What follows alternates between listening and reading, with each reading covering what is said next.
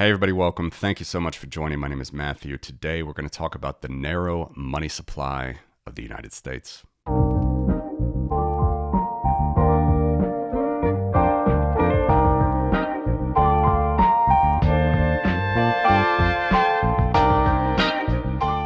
All right.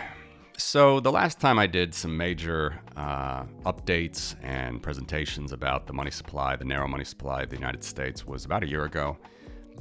Do see links in the description for that. I have a whole playlist on the money supply, which is going to go much more in depth than the money supply breakdowns that I'm going to talk about over the next couple days. But nonetheless, we'll do some rehashing here. So what you're looking at right now here is cash outside of banks, all right, specifically Federal Reserve notes, those green pieces of paper that you know and love or hate.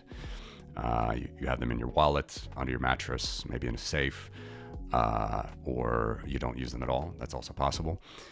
They're also in cash registers, in grocery stores, all around, and they're also abroad, away from the United States. In fact, the majority, as far as I know, the majority of $100 bills for sure is outside of the United States. I'm not sure if the majority actually of this 2.2 trillion is, but I am pretty sure the majority of the $100 bill is outside the United States. Last I checked.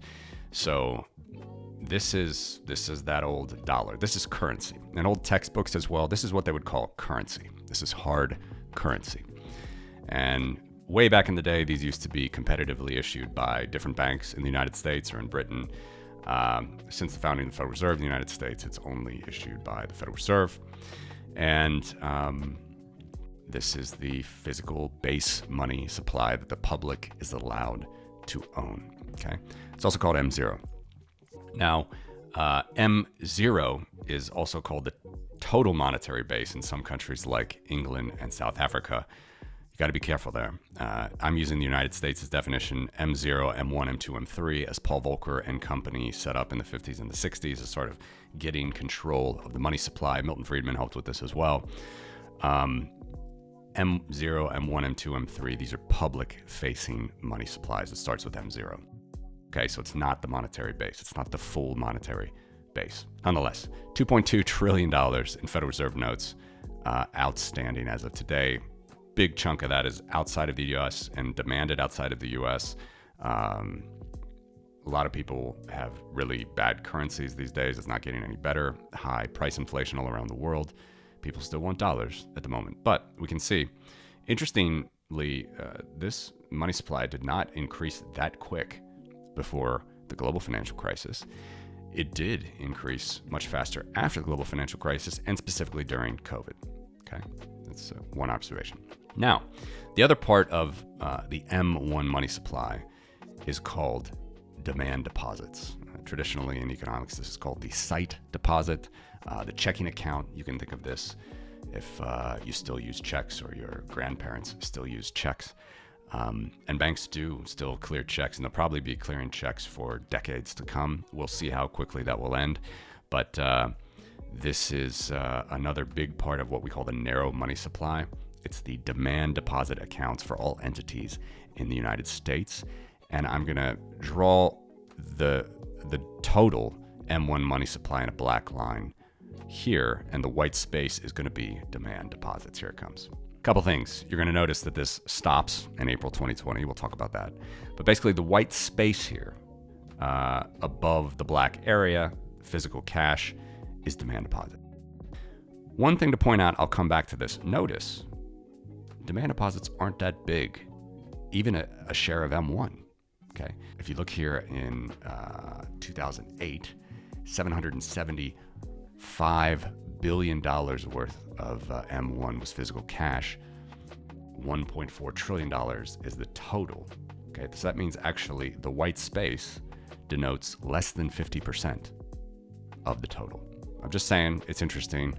Some people think M1, specifically demand deposits, are a very sacred thing, the driver of economic booms and busts. I wholeheartedly disagree with that, but I've talked about that before. We'll talk about more in the future. Anyway, note that. It does increase a lot after the global financial crisis, but not before. The Fed, being the prescient monetary regulator that they are, decided during COVID that due to some law changes where basically demand deposits are now very similar to savings deposits, which are not in M1, they are in M2, that they're just going to merge that into M1. Unbelievable, in my opinion, that the monetary regulator, which is in charge of the money supply, getting control of it, understanding it, having appropriate backwards compatible aggregates to research with and understand rates of change with, they essentially from here, this is a real jump that happened during COVID, but they stopped. They stopped at this point, publicizing it, and they said, nope, this actually, we're not going to do it this way. Basically, M1 is the same as M2. And if you look at a chart then, this jumps way higher during this time in 2020. And it basically matches up to M2. It's just a little bit smaller than M2. Incredible, in my opinion, that the monetary regulator of the United States is not publishing a backwards compatible M1 money supply. So that leaves us in the market to do that. And I'm going to show you my own backwards compatible M1 money supply here in light green. All right. It's a little bit different. You can see, especially here after the global financial crisis, a little bit before, it's a little bit higher than their officially published M1 aggregate. And then from here, it explodes upward. This explodes upward much less, mind you, than what you will see M1 looking on their website. Point is, the reason that it's different, all right, because all I'm doing is taking what we call demand deposits, which the Federal Reserve still does publish. But there are other adjustments that the Fed makes when they publish the official M1 monetary aggregate that actually make this lower. Primarily, banks, when they're settling checks with one another, before those checks clear at another bank, banks actually think, two banks then think that they have a higher deposit than it actually was, when in reality, once some of these checks clear, those banks that thought they had this higher deposit, it's actually lower. So there's this constant catching up that happens with checks, and that's why this is actually higher. It's not adjusted in mine, and the Federal Reserve does adjust it.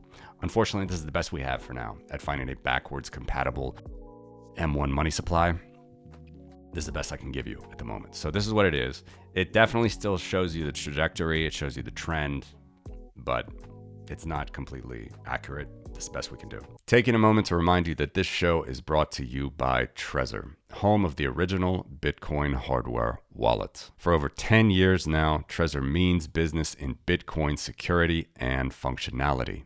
When using their wallet software Trezor Suite to connect to the Bitcoin network, you're automatically connected via Tor, protecting your identity and giving you full control of your coins in a fully open source manner, both on the software level and on the hardware level. So head on over to Trezor.io to grab your Trezor Safe 3 with a secure element, Model T with a touchscreen, or the original Trezor 1, as well as a ton of available accessories to back up your keys and keep your coins safe. This show is proud to be associated with Trezor. Having all of that in mind, we can see March 2024, M1 monetary aggregate $9.4 trillion. Actual physical cash, which is M0, part of the M1 monetary aggregate, $2.2 trillion.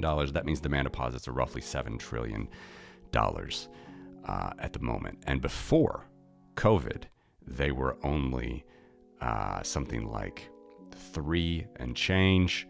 Before the GFC, they were only 700 billion. All right, so we've gone from, hundreds of billions to trillions in the last 20 years, not quite 20 years. We've gone from billions to trillions, and there has been a big pump here in this money supply. A lot of money printing, a lot of stimulus from the government, both on the M0 level and the M1 level. But still, it's important to keep in mind, a lot of things changed here. The Federal Reserve from 2020 also removed the reserve requirement. Now, you don't see bank reserves here. Bank reserves are two things. They're actually the cash that's in bank vaults, which is a very small proportion of this green area. So this green area is just cash completely outside of banks. And there's a little bit more that's inside bank vaults. That's base money for the banks. The second thing is what is called bank reserves, and that's not on this chart. That's also issued by the Federal Reserve. It's kind of like the digital bank account that each bank has with the Federal Reserve. That as well exploded. And there's no regulation now of any minimum in the United States of bank reserves to outstanding deposits. So another reason why this exploded during COVID, beyond the stimulus, beyond the money printing. All right.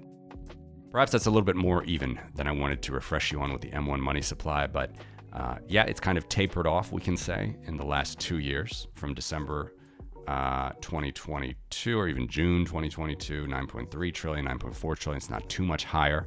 It's a little bit higher. It's hanging on, but nothing crazy. And even last year in the March 2023 Silicon Valley banking crisis, not much happened.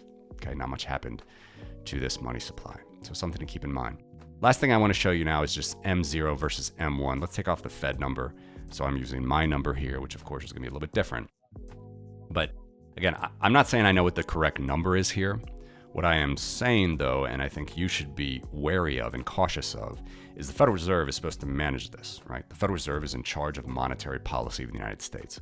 Ask yourself how good a job an entity does when, say, in the 60s, the monetary supply is 15 to 20% of, the base money supply in the public, M0, the cash, is 15 to 20% of M1.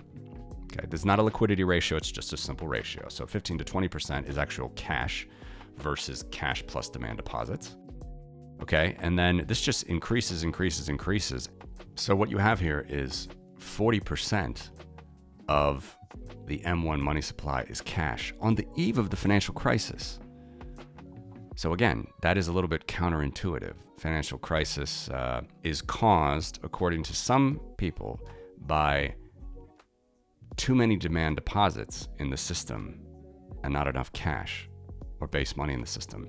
This is actually contrary to that right here. Okay?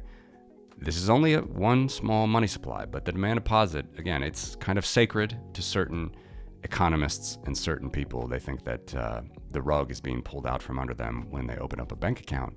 I thoroughly and fully disagree with this sentiment.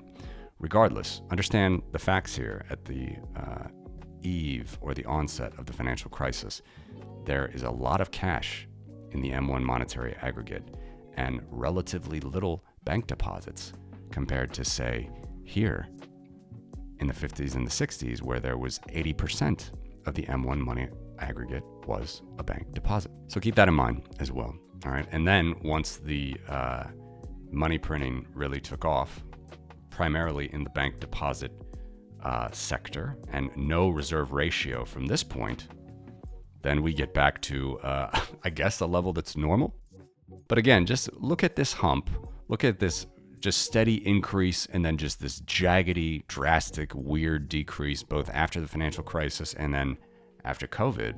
And ask yourself if this is how a money supply should be managed. Ask yourself if a money supply can be managed by a central entity. These are the questions that I want to leave you with as I show you this restated and my estimate M1 monetary aggregate for the United States. Thanks for watching.